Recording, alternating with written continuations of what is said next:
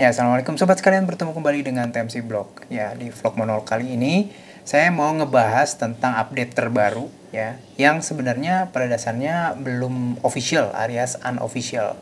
Hadir dari GP1 barusan.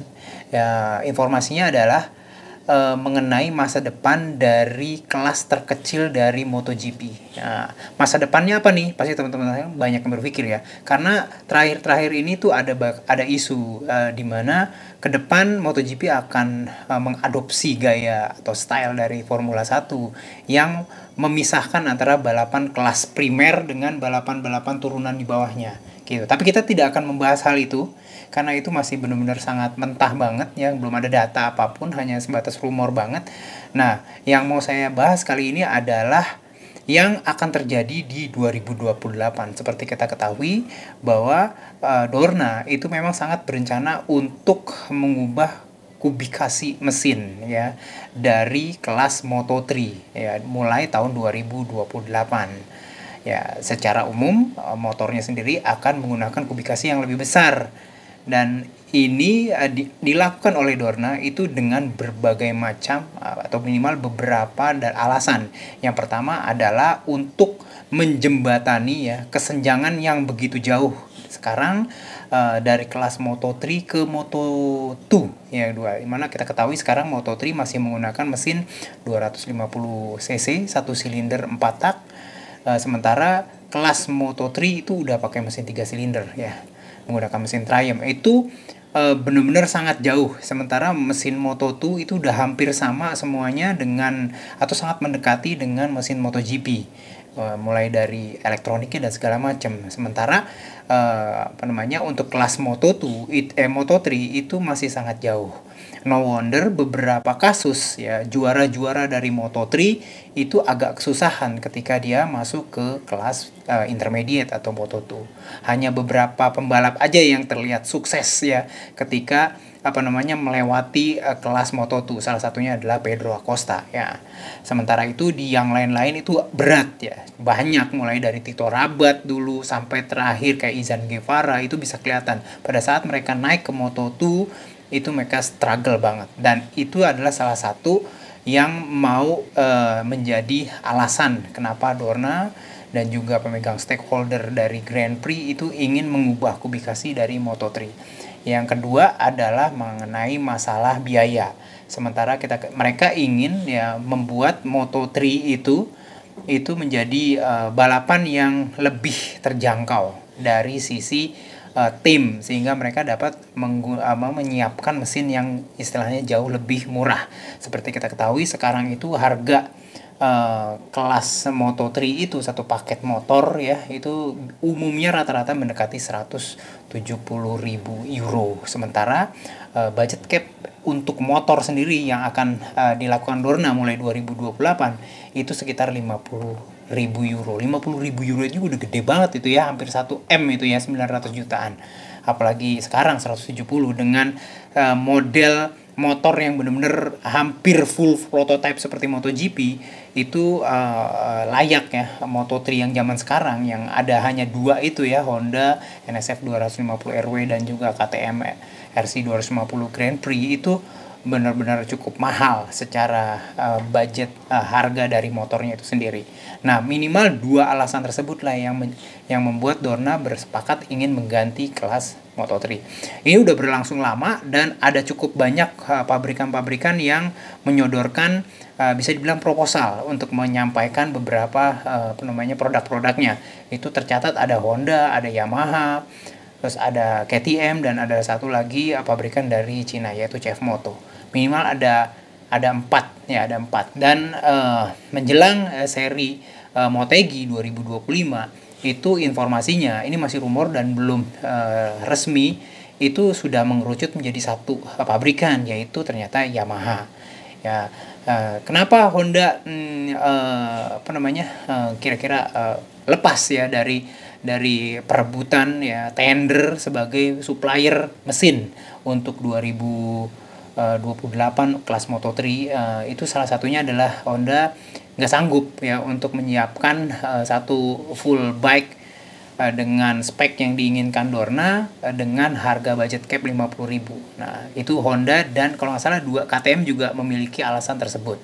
Sementara CF Moto itu alasannya itu lebih ke saat ini mereka motor mereka atau mesin yang buatan mereka itu mereka merasa secara umum performanya itu belum masuk atau belum layak secara performa ya, tune dari engine-nya belum bisa, mungkin secara reliabilitas dan segala macam endurance dari mesin motor maksudnya itu belum diperkirakan untuk bisa masuk ke spesifikasi dari Moto3 mulai tahun 2028 itu, sehingga mereka jual lepas. Nah, yang akhirnya ya diberitakan siap untuk menjadi supplier adalah Yamaha dengan mesin bisa dibilang mesin produksi massal. Ya, seperti yang kita ketahui dulu pun semenjak wacana Moto3 akan diganti menjadi mesin-mesin yang lebih terjangkau, itu Lin Jarvis pernah bilang kalaupun Yamaha masuk menjadi supplier dari Moto3 ini, dia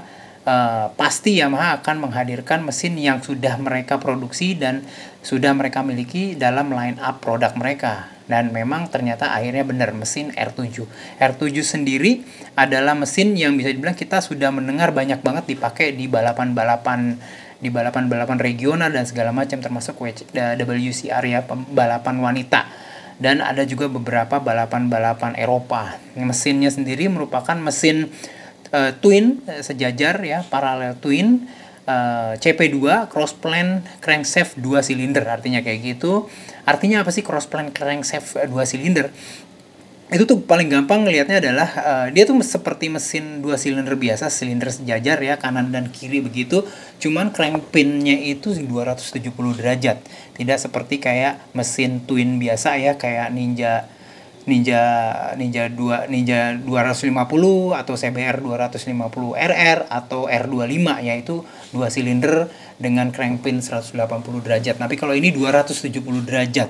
Jadi itu bunyi dentumannya tuh agak sedikit beda ya. Bisa dibilang sih, kalau saya pernah bilang bahwa mesin CP4 yang dipakai oleh M1 YZR M1 yang dipakai di MotoGP Yamaha itu adalah serigala berbulu domba. Sebenarnya crank pin yang mereka gunakan itu sebenarnya V4 ya, tapi dalam bentuk mesin 4 silinder sejajar. Maka saya bilang itu serigala berbulu domba. Itu sebenarnya mesin V4 tapi dalam bentuk inline 4. Nah, begitu juga dengan mesin CP2. Mesin CP2 juga adalah sebuah mesin serigala berbulu domba. Kenapa? Karena dengan crank pin 270 derajat, itu sebenarnya mesin 2 silinder sejajar dari Yamaha R7 itu sebenarnya mesin V-twin di mesin biasa, kayak mesin Ducati yang V-twin, atau mesin-mesin kayak mesin Suzuki juga punya mesin V-twin. Jadi itu sebenarnya mesin V-twin dalam bentuk atau dalam bentukan fisik 2 silinder sejajar. Maka saya bilang mesin CP2 itu bisa dibilang juga sebagai kategori mesin yang itu dia, serigala berbulu domba. Jadi mesinnya itu punya karakter yang benar-benar serigala, tapi bentuknya lebih soft. Bentuknya hanya sebuah mesin 2 silinder sejajar. Nah, jadi kayak gitu.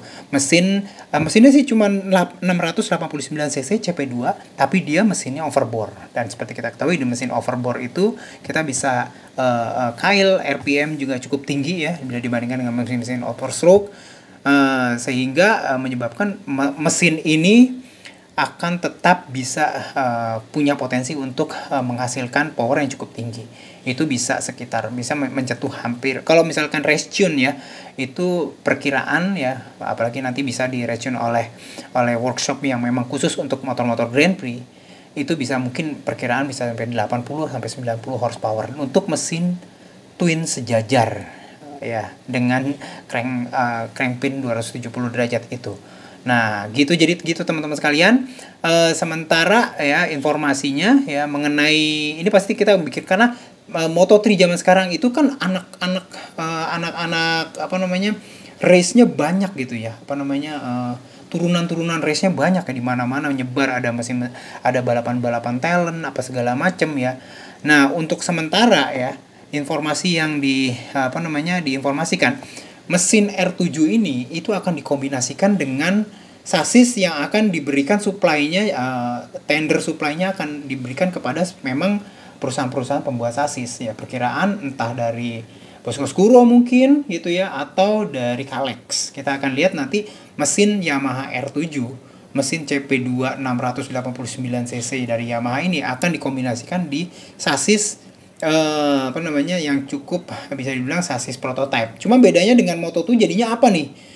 Bedanya dengan Moto2 itu sasisnya mereka bisa tune sendiri dan sasisnya itu bisa beda-beda merek gitu ya. Sementara nanti di kelas Moto3 nanti itu mesinnya sama, terus habis itu sasisnya sama. Jadi benar-benar dua mesin ini itu mungkin nanti ada detail ya, yang mana yang bisa diubah, yang mana tidak bisa diubah. Cuman akan ada banyak yang menggunakan settingan yang sama untuk menyamakan semua dari mesin-mesin tersebut. Perkiraannya nyampe situ.